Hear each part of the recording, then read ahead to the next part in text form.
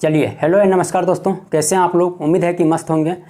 चलिए आज का हम लोग टॉपिक जो देखेंगे कंपाउंड इंटरेस्ट का एक टॉपिक है, किस्त वाला क्वेश्चन है जो हम लोग जानेंगे तरीका इसका बनाने का, और इसका जो है ट्रिक भी लास्ट में हम लोग देखेंगे। ठीक है, 4 से 5 मिनट शुरुआत में आप लोग ज़रूर दीजिएगा, और किस्त वाला क्वेश्चन जो है कहाँ कहाँ उपयोग होता है सो हम लोग उसके बारे में समझेंगे। तो सबसे पहले हम लोग क्वेश्चन पर चलते हैं, देखते हैं किस्त वाला क्वेश्चन किस टाइप से पूछा जाता है। ध्यान दीजिएगा, सबसे पहली बात क्वेश्चन लगा दीजिए फर्स्ट नंबर क्वेश्चन कि देखिएगा क्वेश्चन कि आपको क्वेश्चन बोल रहा है कि किसी व्यक्ति से 7,620 रुपया का उधार लिए। ठीक है, रेट इक्वल टू 16.2/3% की दर से, टाइम 3 वर्ष के लिए। बोल रहा है प्रत्येक किस्त हमको समान ब्याज देना पड़ेगा, प्रत्येक किस्त जो है समान रहना चाहिए। तो किस्त का मान बताइए कितना होगा। ठीक है, आप एक चीज़ समझ लीजिए कि क्वेश्चन समझने के पहले एक चीज़ समझिए। आप किसी शोरूम में जाते हैं और 10,000 का कोई सामान लेते हैं। ठीक है, सपोज डेट आपका गाड़ी का रेट 10,000 है। ठीक है, उनमें से आप 2,380 रुपया जमा कर देते हैं। सपोज डेट 2,380 रुपया जमा कर देते हैं। उसके बाद आ जाइए आपका बच गया कितना, 0 2 6 9 में 3 6 7 7,620 रुपया आपका बच गया। उन्होंने बोला कि आप जाइए, गाड़ी को हम आपको किस्त बांध देता है कि आपका 4,000 आ तो 2,000 आ तो जिसके अनुसार से आपका पैसा जमा किए उस अनुसार से आपका किस्त बांध दिया गया कि आप चलिए आप जा कर के 1,220 रुपया आप प्रत्येक किस्त दीजिएगा। आपका उसके बाद प्रत्येक किस्त देने के बाद 3 साल में आपका किस्त पूरा हो जाएगा। ये चीज़ आप समझिए। देखिए ये चीज़ बहुत उपयोगी चीज़ है। किस्त वाला सिर्फ बहुत को क्वेश्चन बता देता है, क्वेश्चन बता देने के बाद चलिए आंसर मार दीजिए, सिर्फ क्वेश्चन में, फिर सिर्फ क्वेश्चन पेपर में ही काम आता है, उसके बाद और कहीं काम ही नहीं आता है। बिल्कुल गलत बात है। आप किस्त वाला क्वेश्चन जो है हमेशा कहीं ना कहीं उपयोग करिएगा। ठीक है, हमेशा आप शोरूम वाला के पास जाइएगा तो आप क्या करते जानते हैं, सिंपल सी बात है, शोरूम वाला के ऊपर ही छोड़ देते हैं। किस्त वाला आप वो किस्त बांध दिया, चलिए किस्त बांध दीजिए कि 2,320 रुपया मेरा किस्त हो गया। क्या आप बताइए प्रत्येक किस्त 2,320 रुपया दीजिएगा, 3 साल तक दीजिएगा तो आपका किस्त माने कि कंप्लीट हो जाएगा, इंस्टॉलमेंट कंप्लीट हो जाएगा। लेकिन आपको ये चीज़ नहीं पता है, आपको ये चीज़ नहीं पता है, बिल्कुल नहीं पता है कि मेरा कितना ज़्यादा किस्त पर मेरा कितना ज़्यादा पेमेंट जा रहा है, कितना ज़्यादा मेरा खर्च हो रहा है। ठीक है, कितना अधिक हमें इंटरेस्ट दे रहे हैं, यानी ब्याज के ऊपर ब्याज कितना दे रहे हैं, ये चीज़ पता नहीं है। बट ये चीज़ पता करने के लिए हम लोग का बहुत इंपॉर्टेंट है किस्त का क्वेश्चन जानने के लिए। ठीक है, किस्त का क्वेश्चन बहुत इंपॉर्टेंट है जानने के लिए। ठीक है, सबसे पहली बात कि आप जा कर के पहला किस्त दे दिए, सपोज डेट कि 7,620 रुपये यहाँ पर किस्त हुआ, ये चीज़ मिटा देते हैं।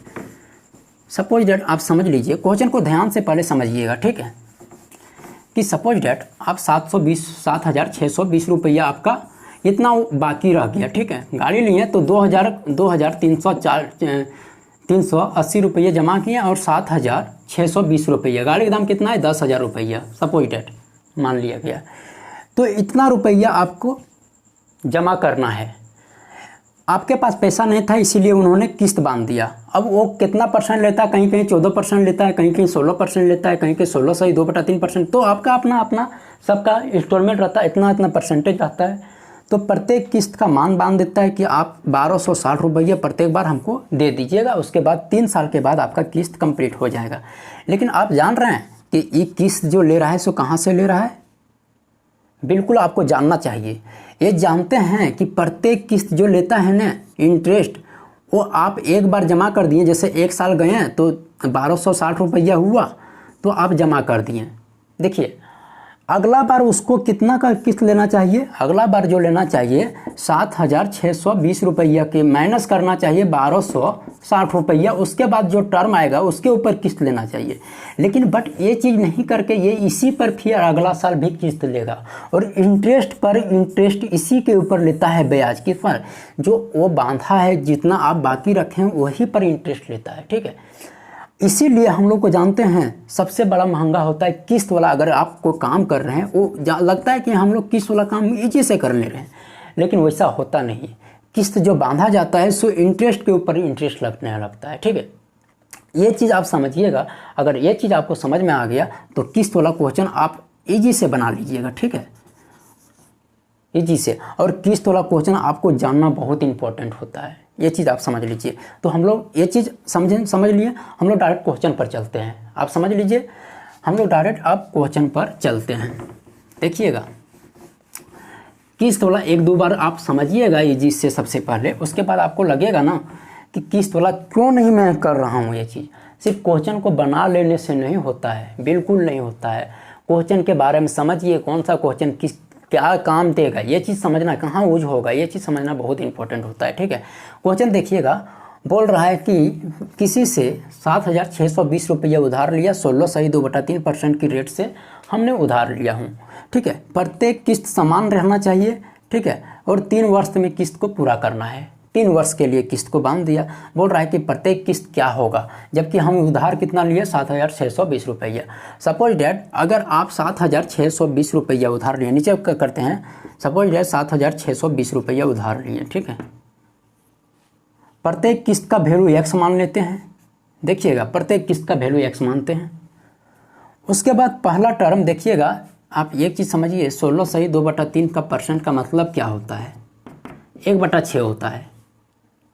1/6 होता है। आप अगर किसी से 6 रुपया का लिए होंगे उधार, तो 1 साल के बाद अगर 6 रुपया का उधार लिए होंगे तो 1 साल के बाद 1 रुपया का ब्याज लगेगा और आपको 1 रुपया 7 रुपया देना पड़ेगा उसको। 6 रुपया उसका हिस्सा और 1 रुपया ब्याज, तो ऑल ओवर उसको 7 रुपया देना पड़ेगा। तो समझिए कि आप किसी से 6 रुपया लेते हैं, कितना, 6 रुपया लेते हैं, तो उसको 7 रुपया देना पड़ेगा 1 साल में। तो 1 साल के लिए 1 दीजिएगा। ठीक है, अगला साल जाइएगा, उसके बाद उसको 6 रुपया से 7 रुपया फिर देना पड़ेगा। अगला साल के लिए दूसरा साल यानी 2 देना पड़ेगा। ठीक है, उसी तरह अगर तीसरा साल 3 साल के तक के लिए है तो 3 साल तक आगे बढ़ना है। 6 रुपया लिए हैं तो उसको 7 रुपया देना पड़ेगा। और ये तीसरा साल का कंडीशन है। देखिएगा, एक चीज़ यहाँ समझिएगा, आप इसको कैलकुलेशन कैसे कीजिएगा, ये तरीका अलग होता है। ये तरीका आप समझिए पहले। ठीक है, सबसे पहले आप इसको पावर 1 मानी कि 6, पावर 2 यानी 36/49, पावर 3 यानी कि 216/343। ठीक है, यहाँ पर हम लोग इसको हटा देते हैं पावर को। सबसे पहले अगला स्टेप के लिए एक चीज़ हम लोग कर रहे हैं, पावर को हटा दीजिए यहीं पर।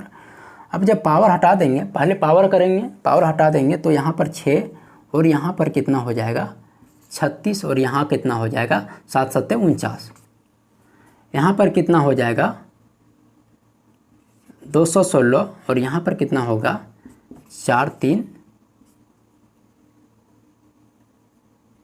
3 4 3 343, क्योंकि 6/7 इसका स्क्वायर 36/49, इसका क्यूब 216/343। अब एक चीज़ यहाँ समझिए आप, सिंपल सी बात है कि प्रत्येक किस्त का मान समान होना चाहिए। जैसे हमने बांध दिया कि प्रत्येक किस्त अगर 343 है, प्रत्येक किस्त समान होना चाहिए। यहाँ 7 रुपया, एक बार 49 रुपया, एक बार 343 रुपया देने, तो ऐसा करने से किस्त कभी पूरा नहीं होगा। ठीक है, इसीलिए किस्त को सबसे पहले समान होना चाहिए। ठीक है, या तो आप किस्त 343 रुपये प्रत्येक साल बांध दिया जाएगा, या तो आपको 49 रुपये प्रत्येक साल बांध दिया जाएगा, या तो आपको 7 रुपये प्रत्येक साल बांध दिया जाएगा। सिंपल सी बात है कि अगर 49 रुपया आपको इंटरेस्ट बांधता है तो आपको 7 यहाँ से क्या करना पड़ेगा, इस पर जो है 7 से भागा देना पड़ेगा। किसको, इसको। ठीक है, इसको 343 को 7 से, इसीलिए आपको भागा हुआ करने का कोई ज़रूरत नहीं है, ठीक है। 343 सबको कर दीजिए। अब 343 करने के लिए यहाँ 7 से गुना करना पड़ेगा और यहाँ 49 से गुना करना पड़ेगा। एक बार इसको फ्रेश में कर लेते हैं, ठीक है, ध्यान दीजिएगा, तब मज़ा आ जाएगा। अभी देखिएगा 100 रुपया किस्त बांधे हैं, ठीक है, ध्यान दीजिएगा। यहाँ 6 बटा कितना था 7 प्लस में 36 बटा 49 और प्लस में 216 बटा 343, ठीक है। ध्यान से देखिएगा क्वेश्चन को। 343 रुपये प्रत्येक किस्त बांध दिए, तो यहाँ 7 से गुना करने पड़ेगा और यहाँ कितना से 49 से गुना करना पड़ेगा। जब यहाँ 7 से गुना किए हैं तो देखिए यहाँ भी हमको 7 से गुना करना पड़ेगा, क्योंकि 36 बटा 49 लाने के लिए 7 आपस में कैंसिल हो जाएगा और 36 बटा 49 ही रहेगा। इसी तरह 49 आपस में कैंसिल हो जाएगा और यहाँ पर 6 बटा 7 ही रहेगा, ठीक है। एक चीज़ ध्यान दीजिएगा, यहाँ पर बहुत ज़रूरी ध्यान देना है। अब देखिए नीचे में जो टर्म आ गया सो कितना आ गया 343 आ गया, सब में आया या नहीं आया। तो प्रत्येक ये नीचे वाला टर्म होता है प्रत्येक किस्त के, यानी 343 रुपया प्रत्येक किस्त आपका नीचे वाला टर्म आ गया 343। एक चीज़ समझिएगा। दूसरी बात, अगर गुना कीजिएगा 36, 49 और 6 को, तो 49 और 6 को गुना करने का एक तरीका होता है। देखिए यहाँ 49 है तो एक बढ़ा दीजिए 50 कर दीजिए, 50 को 6 से जब गुना करेंगे तो होता है 300। अब देखिए यहाँ 49 है लेकिन 50 से गुना कर दिए 6 को 50 से गुना कर दिए। चूँकि देखिए 50 से गुना इसलिए किए कि 50 से 6 का गुना करना बहुत ईजी है, इतना समझ लीजिए। अगर 6 पचे 30 यानी 300 आता है, क्योंकि देखिए प्रत्येक में एक एक बढ़ रहे हैं तो 6 बार एक एक बढ़ रहे हैं तो 6 माइनस कर दीजिएगा। फिर से समझिए इसको, अगर इस तरह का गुना आ जाए, सिंपल सी बात है, अगर इस तरह से मल्टीप्लिकेशन आ जाए और आपको 49 को 6 से गुना करना पड़े तो आप सोचते रह जाइएगा कि 49 × 6 एगो रफ बनाना पड़ेगा, ठीक है। तो रफ नहीं बनाना है, दिमाग में कैलकुलेशन करना है कि यहाँ 50 गुना 6 करेंगे और 6 ज़्यादा बढ़ रहा है कि इसमें 50 6 बार लेंगे तो 6 हम लोग कम कर देंगे, 300 माइनस 6 करेंगे तो यहाँ आएगा 294। इसी तरह इसको जो है 36 को 40 बना दीजिए। अब 36 को 40 बनाएंगे 4 7 28 हो जाएगा, यानी 280 हो जाएगा। अब देखिए 7 बार हम मेरा जुड़ रहा है तो 7 चौक 28 को माइनस कर देंगे, ठीक है। जब 28 को माइनस करेंगे तो यहाँ पर बचेगा कितना 5 252 बचेगा या नहीं बचेगा, 252 बचेगा। और ये कितना है 216 पहले से है, ठीक है। इसीलिए क्योंकि इसको जब 7 से गुना किए तो यहाँ 36 को 7 से और 49 को 6 से, ठीक है। और इसको 216 को 1 से करेंगे तो 216 ही आएगा। एक चीज़ ध्यान देना है यहाँ पर कि जब इसको जोड़ेंगे 3 4 3 को जब जोड़ेंगे यहाँ पर तो कितना आएगा, जैसे यहाँ पर आया कितना 294, इसको गुना किए तो 294 आया, प्लस 252 प्लस में 216। ये चीज़ आप समझिएगा। पहले यहाँ क्या है x है तो x दीजिएगा, ठीक है। ये क्वेश्चन को सिर्फ बेसिक से बता रहे हैं और क्वेश्चन का आंसर इतना इजी है कि आप सिर्फ क्वेश्चन का ऑप्शन देखिएगा, आंसर मार के आ जाइएगा, 90% आपका सही होगा, ठीक है। ये तरीका होता है, ठीक है। यहाँ पर कितना है आप लिए हैं, कितना 7620 रुपया लिए हैं। अगर इसको जोड़िएगा तो आपस में 6 और 2 8 8 4 12 के 2 2 और 5 7 7 और 9 16 का 6 2 4 6 1 7, यानी कि 762 रुपया कितना आया 343 दिख रहा है। 762 बटा 343 है 762, यानी कि यहाँ 7620 रुपया है और यहाँ 762, इसको मिटा देते हैं, ठीक है। यहाँ पर जोड़ने के बाद कितना आता है, जोड़ने के बाद 762 रुपया 343 आ रहा है, इतना आ रहा है, ठीक है। इसको और इसको कैंसिल करेंगे तो यहाँ 10 बार में कैंसिल होगा। अब देखिएगा जब 10 बार में कैंसिल हो गया तो x बराबर क्या आ जाएगा 343 गुना 10 बराबर कितना हो गया, आप यहाँ पर लिख सकते हैं 343 गुना में 10 बराबर हो जाएगा 3430। एक्स का जो वैल्यू आ गया सो 3430, यानी प्रत्येक किस्त का मान जो आएगा सो 343 जीरो, यानी 3430 रुपया प्रत्येक किस्त का वैल्यू आ गया। इस क्वेश्चन को जो है ना एक बार आराम से देखिएगा, आप लोग जा करके घर में बैठ करके एक बार देखिएगा, इतना इजी है कि आप समझ नहीं पाएंगे कि कितना इजी है। और ये क्वेश्चन हमेशा हमेशा पूछा जाता है एग्ज़ाम में, और ये क्वेश्चन सिर्फ एग्ज़ाम के लिए इम्पोर्टेंट नहीं है, प्रत्येक बार आपका इम्पोर्टेंट है, इसलिए सबसे दिमागी क्वेश्चन है ये।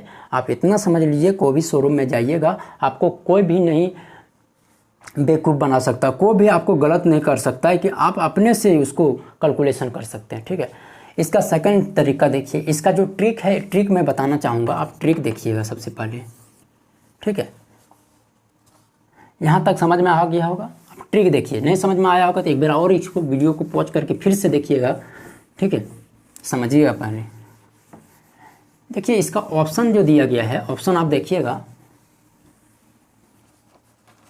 ए नंबर दिया है कि 4370, बी नंबर जो दिया गया है 3630, सी नंबर 3430 और डी नंबर जो दिया गया है 7630।